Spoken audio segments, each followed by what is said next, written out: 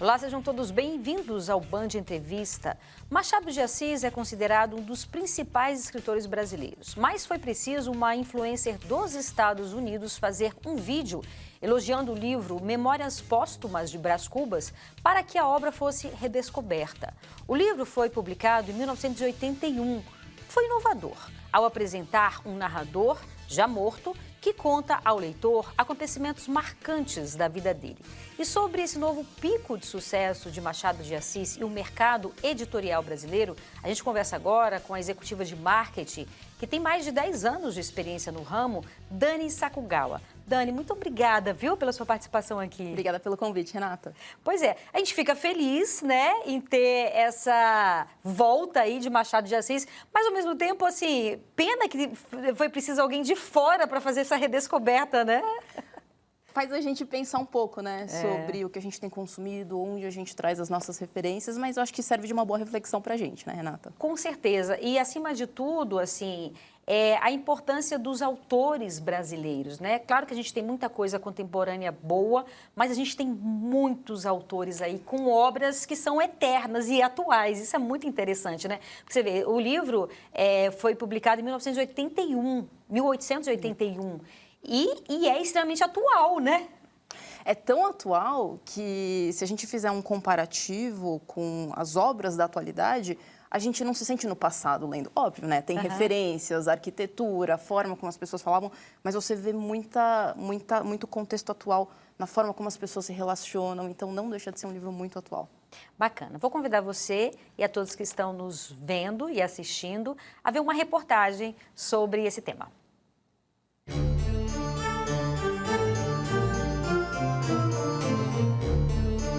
Ao verme que primeiro roeu as frias carnes do meu cadáver, dedico como saudosa lembrança estas memórias póstumas. Quem conta a história não tá nem aí para o que vão pensar dele. Afinal, é um defunto. Por isso, narra a própria vida e também a morte, com deboche, ironia, um pouco de tristeza, muita crítica social e nenhuma preocupação moral. Moisés, que também contou sua morte na Bíblia, começou pelo nascimento e não pela morte. Aliás, essa é uma diferença radical entre minha história e a Bíblia. Tá tudo aqui. Memórias Póstumas de Brás Cubas, um dos livros mais importantes e revolucionários da literatura brasileira. Ele foi escrito por Machado de Assis e publicado em 1881, há 143 anos. Mas estourou nas últimas semanas. Sabe onde? No TikTok. I absolutely loved it. Tudo começou com um desafio. A influenciadora Courtney Novak teria que ler livros de diversos países do mundo e depois falar sobre eles na internet, até que descobriu a obra de Machado de Assis, traduzida para o inglês.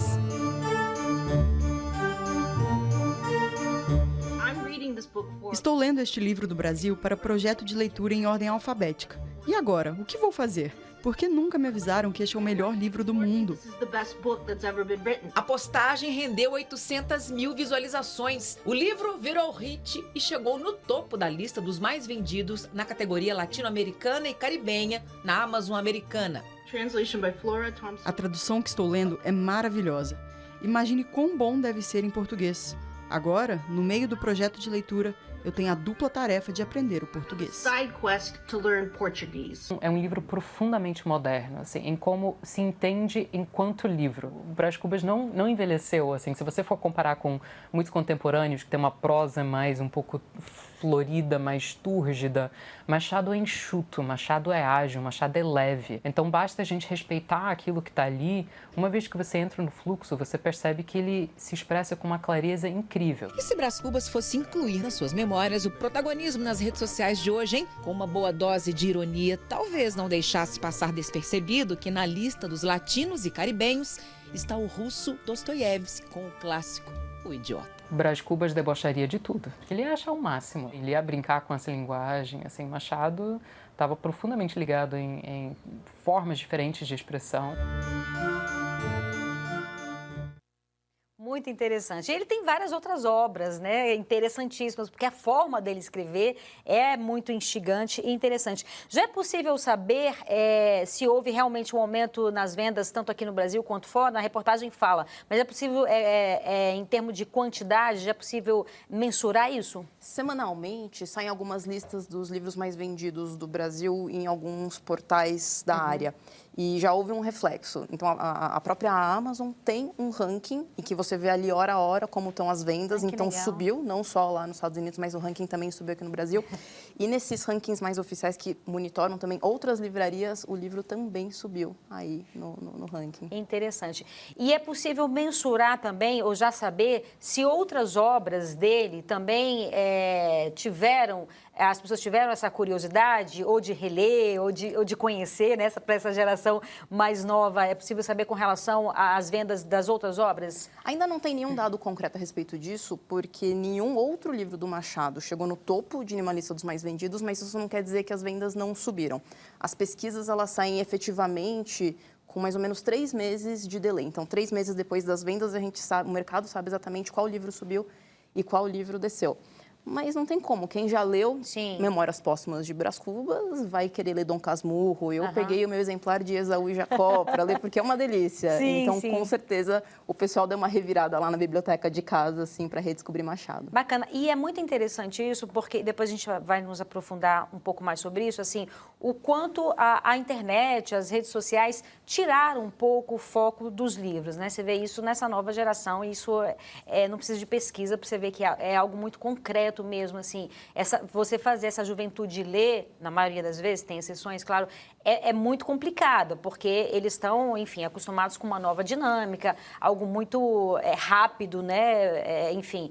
Agora, foi por meio do TikTok, né, exatamente por conta de uma rede social que abrange essa geração mais nova, que fez com que o livro alcançasse ou fosse redescoberto, né? Os influenciadores literários, Renata, eles têm feito um trabalho incrível de ajudar as pessoas a redescobrirem a leitura. Então, por mais que a rede social tome muito tempo das pessoas, existem esses influenciadores, esses Instagrammers, esses booktokers, né, que é o nome, que eles têm as suas listas, as suas curadorias, e isso serve muito como influência. Porque, Renata, as pessoas elas compram livros por 3 motivos. Ou por impulso, então ela foi numa livraria, viu uma capa, falou, nossa, que legal, lê a sinopse e compra. Então, é uma compra de impulso. Ou é uma leitura obrigatória, então algum concurso, algum vestibular, alguma coisa do tipo, faculdade, ou por uma referência e indicação.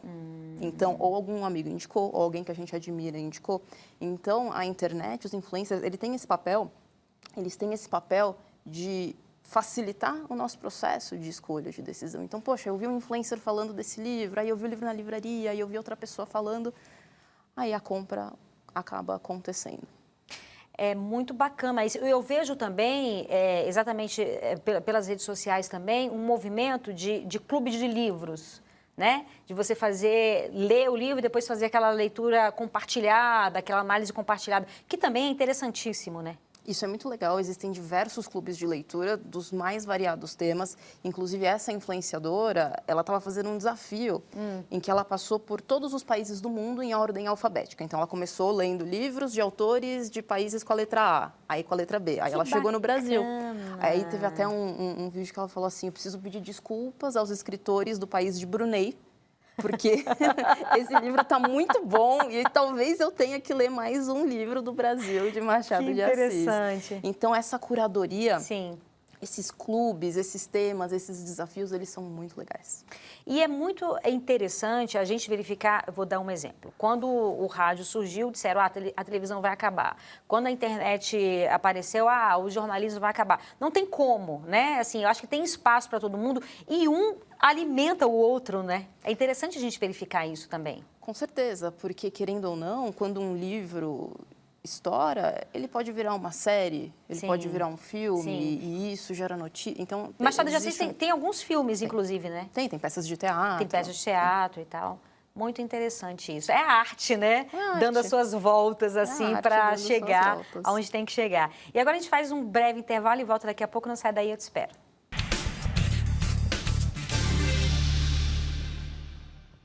Estamos de volta com o Band Entrevista, hoje falando sobre a redescoberta de Machado de Assis e o mercado editorial brasileiro. Nossa entrevistada é a executiva de marketing com mais de 10 anos de experiência no ramo, Dani Sakugawa. Dani, o faturamento no mercado, ele diminuiu? Pesquisas recentes apontaram que houve sim uma redução no faturamento do mercado editorial comparado a esse período com o período anterior. E aí, paralelo a isso, ou de uma forma para que a gente possa analisar melhor esses dados, o preço médio do livro subiu. Então, em média, era para esse faturamento ter aumentado. Só que não, né? Não, na verdade não. O que acontece? Uma pesquisa do Instituto de Pesquisa Nielsen mostrou que o brasileiro ele tem muita sensibilidade ao preço. Então, o fato do preço médio do livro ter subido fez com que o brasileiro investisse menos em exemplares. E por que, é possível saber por que esse preço médio subiu? Se a gente traçar uma linha do tempo e a gente comparar o preço médio do livro há 10, 15 anos atrás e ir acrescentando a inflação, o livro não subiu tanto quanto deveria ter subido. Então, não sei se vocês lembram daquela época em que a gente teve... O pessoal ficava bravo porque, poxa, como assim o tomate está 4 quilos? Tá? O tomate está R$4 o quilo. Hoje em dia, está 10, 12 reais. Então, se você pegar e traçar esse comparativo da inflação, o preço do livro ainda está abaixo do que ele deveria estar. Então, as editoras conseguiram segurar por muito tempo o preço do livro sem acompanhar a inflação, mas agora que eles precisaram subir um pouco, ainda, mesmo assim, não acompanhando essa subida da inflação, mas o público sentiu. E isso, você acha que faz o mercado repensar, de alguma forma, a questão de valores, ou faz ter, de repente, se abrir para uma nova dinâmica de fazer com que as pessoas redescubram, né? Assim como redescobriram Machado de Assis, o prazer da leitura? Por que eu pergunto isso para você? Porque, assim, eu percebo, de uma forma geral, que isso é uma coisa muito empírica, não li nenhuma pesquisa, que as pessoas estão lendo menos. E aí eu vou entrar no ponto que a gente falou anteriormente. As redes sociais, elas consomem muito nosso tempo, né? Se você parar ali, você fica horas e você não percebe. E, ok, você pode estar vendo conteúdo interessante, conteúdo bacana, ou não também, né? E você poderia... Então, eu percebo, eu particularmente faço esse paralelo com relação à leitura, né? Porque, assim, você tem uma coisa muito mais fácil, que rede social você está ali vendo ali, conteúdo e tal, e na leitura não, você tem que parar, você tem que analisar, tem um trabalho intelectual maior, tanto que o retorno disso é imensurável. Quem lê mais, fala mais, escreve melhor, a gente sabe disso. Então, quer dizer, tem uma perspectiva de fazer com que as pessoas redescubram o prazer de ler um bom livro? Você analisa, assim? Você quer... Eu concordo plenamente com você e nesse ponto da rede social roubar muito do nosso tempo, a gente também tem que entender o seguinte, o dia de todo mundo tem 24 horas, a gente passa 8 horas dormindo, 1, 2, 3 horas se deslocando para o trabalho, e se hoje o brasileiro está em média 2, 3, 4 horas numa rede social, essas 2, 3, 4 horas saíram de algum outro lugar. Sim. Então, antes, um tempo que era dedicado ao entretenimento, numa televisão, num livro, lendo um jornal, foi substituído. Então, eu acho que vem muito também de um papel de conscientização da gente entender que a rede social, ela é feita para nos entreter. E quanto mais tempo de tela a gente tiver, mais as redes sociais vão faturar. Porque é uma coisa diretamente proporcional à outra. Então, a gente precisa entender que, poxa, se a gente está ali, vamos tentar consumir uma coisa legal. Sim. Então, às vezes, fazer uma limpeza, fazer um detox digital, parar de seguir aquelas pessoas que não estão agregando, começar a seguir as pessoas que estão falando de livros, de arte, de cultura. Eu acho que essa pode ser uma reflexão legal para a gente tentar não mudar drasticamente. Sim. Né? É porque é o que veio para ficar, né? Não tem jeito. Mas a gente aprender a se reeducar ou educar, né? Nesse processo. Outra pergunta que eu queria lhe fazer é com relação à questão editorial também, mas dos autores não conhecidos. Eu tenho um irmão que ele está lançando o 2º livro dele. E eu vejo como foi difícil lançar o primeiro e como está sendo difícil falta de apoio, enfim, em todos os sentidos, para lançar o segundo livro. Praticamente, as pessoas que não são conhecidas, né, e querem se aventurar nesse mercado, têm que tirar do próprio bolso. Né? E como é que era antigamente, assim, como é que foi essa mudança? Porque hoje em dia, essa é a minha pergunta. Quem quer lançar um livro, uma pessoa que é desconhecida, ela vai encontrar muitas barreiras, muitas dificuldades? Hoje são lançados no Brasil 2.000 novos livros todo mês. Nossa. É muito, muito, muito livro. Mas é um volume que cresceu muito também por conta da acessibilidade. Então, hoje em dia, nós temos as plataformas digitais, Sim. a gente tem as plataformas de autopublicação. Não existem dados de quantos livros eram lançados mensalmente há 20, 30 anos atrás, mas com certeza subiu, porque 2.000 é muito. Então, diante disso, apesar de existir uma certa barreira no sentido de alcançar o grande público, também existe uma democratização muito maior, porque hoje em dia você não precisa necessariamente de uma grande editora para te publicar. Você pode Antes era o único caminho, digamos assim. Ou você era aceito por uma grande editora, ou você passava por uma jornada quase que empreendedora de tentar fazer o seu livro acontecer por conta própria, sem a ajuda da internet, sem a ajuda das plataformas de autopublicação.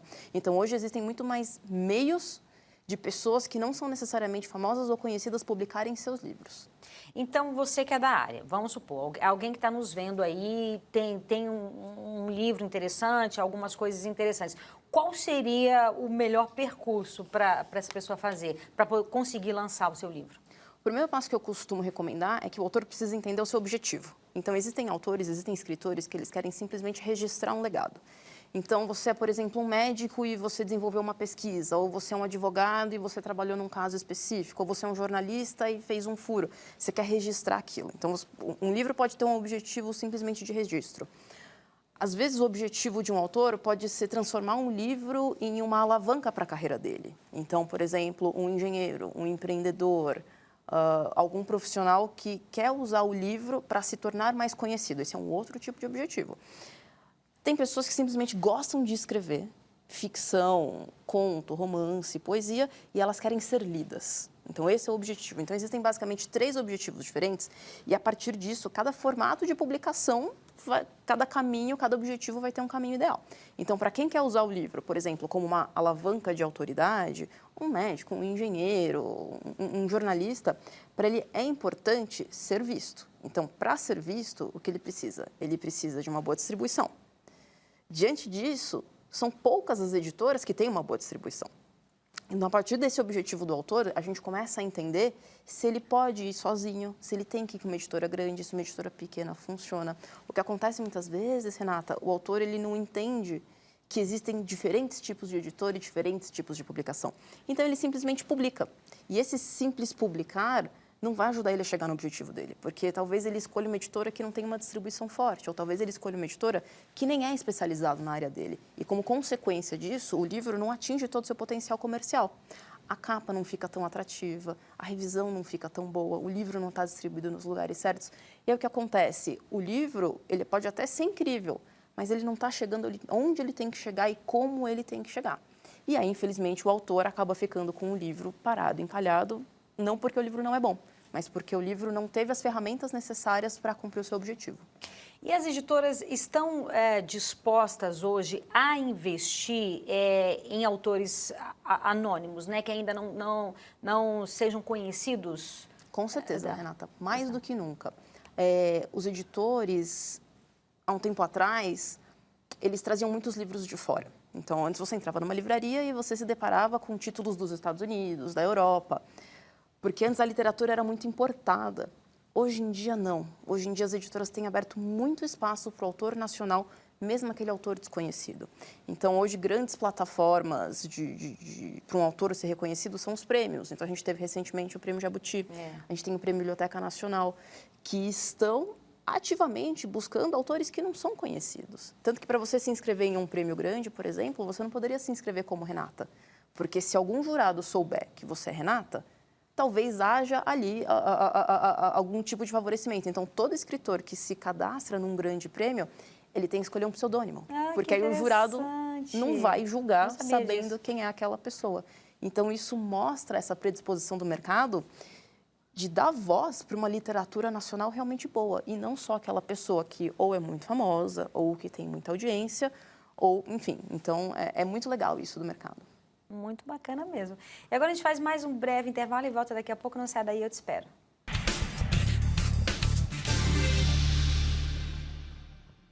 Estamos de volta com o Band Entrevista, hoje falando sobre a redescoberta de Machado de Assis e o mercado editorial brasileiro. Nossa entrevistada é a executiva de marketing com mais de 10 anos de experiência no ramo, Dani Sakugawa. Dani, uma das coisas que eu mais gosto, assim, é entrar numa livraria. Primeiro que eu adoro livro físico, sabe? Esse negócio de e-book eu não gosto muito, não. E você sentar, tomar um café, pegar uns livros para ler ali, comprar alguns também. Agora, a gente acompanhou aí, nos últimos tempos, acho que antes da pandemia, não sei se depois da pandemia, o fechamento de, inclusive, grandes livrarias, né? Uma tristeza muito grande, né? Para quem gosta, assim, dos livros. Muitas livrarias icônicas do Brasil acabaram fechando. Grandes redes, né, tiveram problemas financeiros e acabaram fechando grandes lojas. Foi realmente uma pena. E como é que está isso agora, assim? A gente tem essa melhoria com relação às livrarias, outras livrarias independentes. Tem os sebos também, que são interessantes. Em Brasília tem vários sebos também muito legais. As pessoas, inclusive, têm preconceito, né, com relação ao sebo, mas tem muitas coisas interessantes. Como é que está essa questão da venda de livro físico? Nós falávamos aqui sobre as plataformas, né, de você comprar mesmo livro físico, que é algo fantástico também. Mas como é que está a questão das livrarias, em geral? Está acontecendo um fenômeno muito legal, Renata, que existem livrarias de bairro nascendo e livrarias temáticas. Então, em São Paulo, por exemplo, a gente tem uma livraria no centro que se dedica à arquitetura. Tem uma outra livraria, se não me engano, no bairro do Bexiga, que é uma livraria dedicada a autores imigrantes e histórias de imigrantes. Então, você vai lá... Coisas bem segmentadas. Bem segmentado. Né? Então, isso é muito legal, porque você consegue descobrir livros que normalmente você não descobriria. Sim, entendi. E livrarias independentes também? São livrarias independentes de bairro. Hoje, a gente tem também livrarias independentes na internet. Isso é muito legal. Livrarias que têm uma segmentação, uma curadoria específica na internet. Então, às vezes, a gente está navegando num grande site, numa grande plataforma, a gente meio que naturalmente cai nos grandes best-sellers e a gente acaba não descobrindo aquele livrinho que estava escondido, né? Só que hoje existem livrarias online muito legais também dedicadas a essas curadorias diferenciadas a esses temas. É muito legal isso. Bacana. E com relação aos sebos, que eu estava falando aqui, né? A possibilidade de você comprar livros por preços mais acessíveis. E tem muita gente que ainda tem preconceito, mas é uma oportunidade bacana também, né? Os sebos, eles são muito legais, até mesmo para a gente descobrir livros que não tem nas grandes livrarias ou nas livrarias de bairro ou de shopping. Mas tem uma coisa muito legal dos sebos, Renata. Algumas livrarias, algumas editoras, quando elas têm um estoque muito alto de determinado livro, elas fazem vendas de saldo, elas fazem vendas em lote para grupos de sebo. Então, quando você está num sebo, não necessariamente aquele livro ele é usado. Tem muito sebo que vende livro que simplesmente ficou um tempo parado no estoque da editora ou no estoque da livraria, que foi redirecionado para lá. Então, tem livro de todo tipo no sebo. Bacana. E assim, é isso, né? A gente fez questão de trazer você aqui para a gente falar sobre o Machado de Assis, mas não só sobre o Machado de Assis, mas a importância da leitura. A pessoa que lê aquilo que a gente falou, ela realmente consegue viajar, vislumbrar um universo à parte, e aí melhora o vocabulário, melhora a performance dela, a escrita, em todos os sentidos. E a gente está terminando aqui, e aí você que é do ramo, eu queria que você deixasse aí uma mensagem para as pessoas com relação à importância da leitura, dos livros, descobrir tantas coisas, né, bacanas. Renata, eu acredito que a leitura ela é um projeto social vital, extremamente importante, porque a leitura ela ajuda a gente com conhecimento, o conhecimento traz educação, e educação melhora a nossa vida, melhora a vida da nossa família, da nossa comunidade.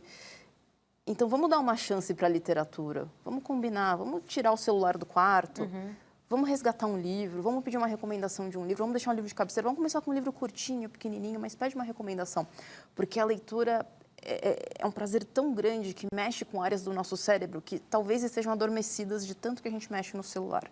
Então, vamos acordar um pouco essas outras áreas. E assim, é um hábito, né? E como todo hábito, você tem que começar e fazendo, criando, né, essa perspectiva. Então, assim, não gosto de ler, então lê uma página, lê 2 páginas ao dia, né? Vai criando esse hábito. Eu percebi isso muito com meu filho, que tem 15 anos e que, enfim, é difícil mesmo botar essa juventude para ler. Então, a gente tem que...